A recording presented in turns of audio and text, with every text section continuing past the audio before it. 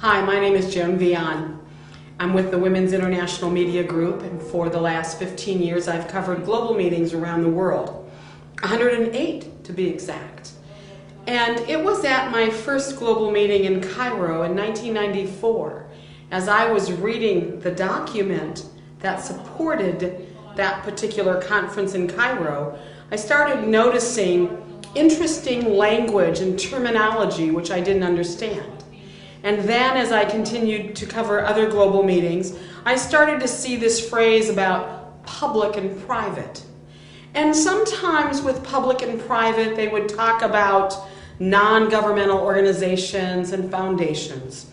They never ever mentioned specifically corporations.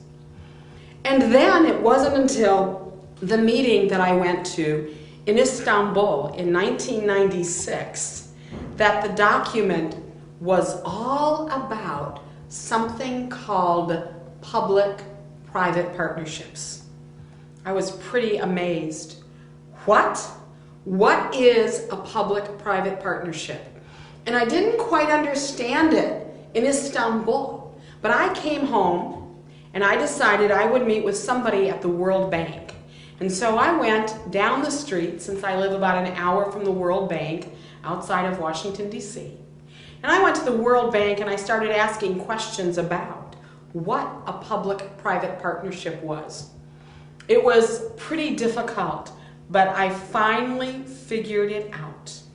Very simply, a public-private partnership is a way in which corporations, through a new entity called public-private partnership, take control of government assets. Very simply, they are taking control of government assets. And when I figured that out, I was absolutely amazed, because public-private partnership was a concept plastered throughout the various United Nations conferences and their documents. And it was a concept that was also talked about very openly after 1996. It was, if you will, the solution for government that is broke. And unfortunately, the real truth about public-private partnership is that you can call it global corporate fascism. You can call it transfer of wealth. You can say that it uses deceit, deception, and distortion. You can call it the fleecing of the American taxpayer. But public-private partnership is really a new structure for government.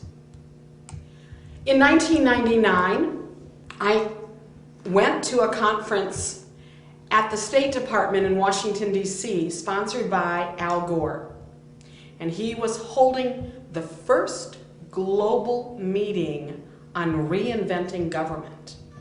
And I thought, my goodness, reinventing government? And one of the shocking things at that meeting was Al Gore was talking to other countries, the delegates from other countries who were at that meeting, and he referred to you and me, the taxpayer, as customers.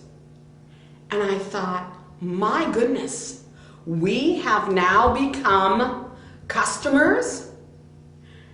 And it was the terminology that made me realize again that we were talking the restructuring of government. 2 years ago, in 2007, I covered the 7th global meeting on reinventing government in Vienna. I wanted to see how far it had come, what kind of evolutionary change that they had come up with. And again, at the center of reinventing government was public-private partnership. So, what is a public-private partnership? Well, let's break down those 3 words. First, let's start with partnership. Partnership is a business arrangement. It is the most simple form of business. 2 people, or 12 people, or 50 people, or maybe 3 or 4 different organizations, whatever the entity is, it doesn't matter, come together and they form a business arrangement to do business. So, there are 2 types of partners, public and private. Public refers to government, all levels of government, local, county, state, federal, foreign, United Nations, all levels of government. That's public. Then you have private. The private partners are corporations, multinational corporations, big, powerful corporations, as well as foundations. At one time when William Jefferson Clinton was president, I laughed about how one day we might have the Slick Willie Foundation and he would form public-private partnerships for his own benefit. And interestingly enough, we now have the William Jefferson Clinton Foundation, and yes, he is part and parcel of many partnerships. So you have foundations, you can have universities, you can have associations, like the Timber Association or the Automobile Association. Any association, any entity that has a lot of money. You can have the Rockefeller Foundation. And then there are non-governmental organizations, the NGOs.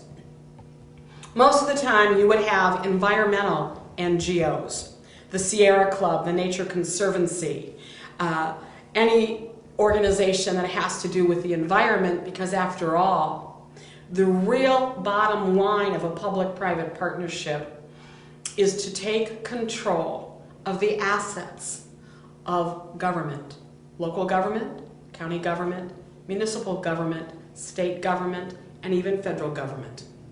So, what do you have?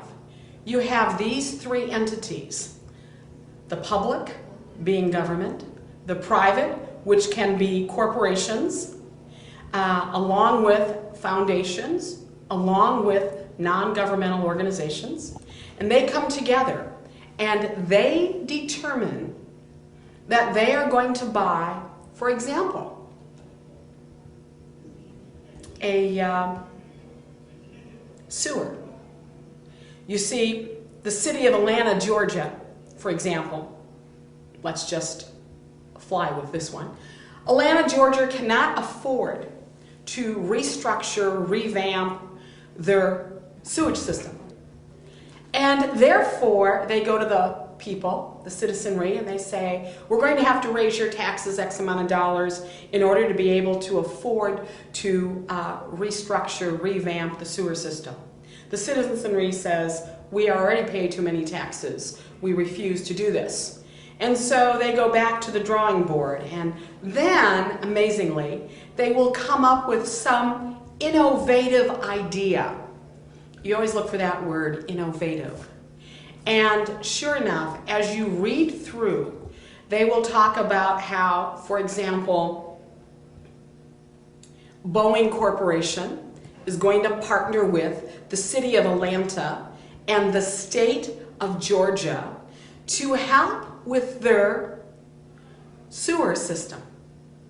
And of course, the Nature Conservancy or the Sierra Club or one of them is going to come along as a non-governmental organization to help. And so pretty soon what really happens is the sewer system, which belongs to the taxpayers of Atlanta, Georgia, is transferred to this new partnership, which is comprised of Boeing and the city of Atlanta and the state of Georgia and the Sierra Club to help the citizens get a new sewer system. Now, what happens in a public-private partnership besides the transfer of that asset? Well, the little old lady who receives her sewer bill goes into shock and calls up and says, I'm sorry, I can't afford this. What is going to happen?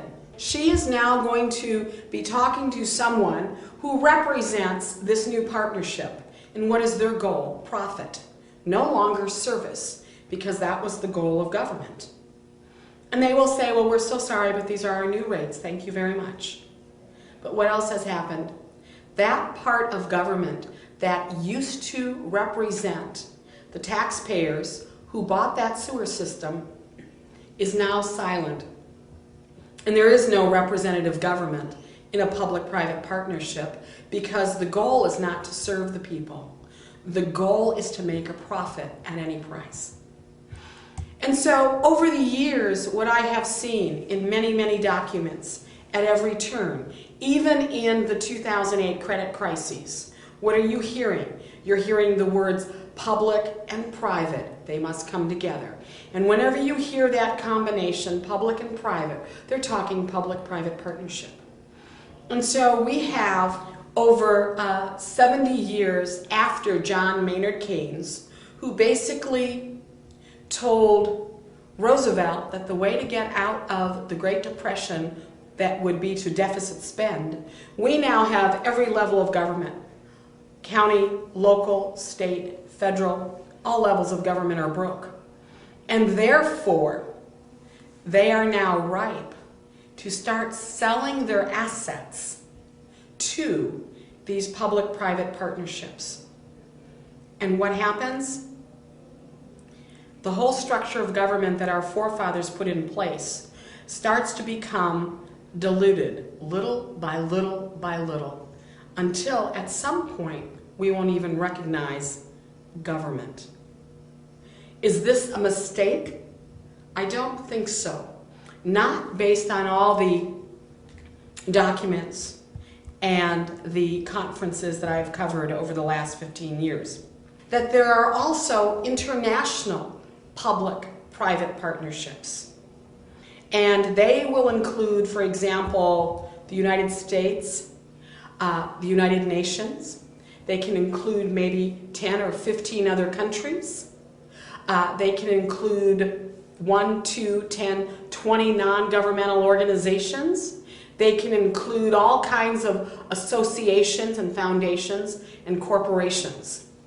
And there are now transnational public-private partnerships being set up worldwide.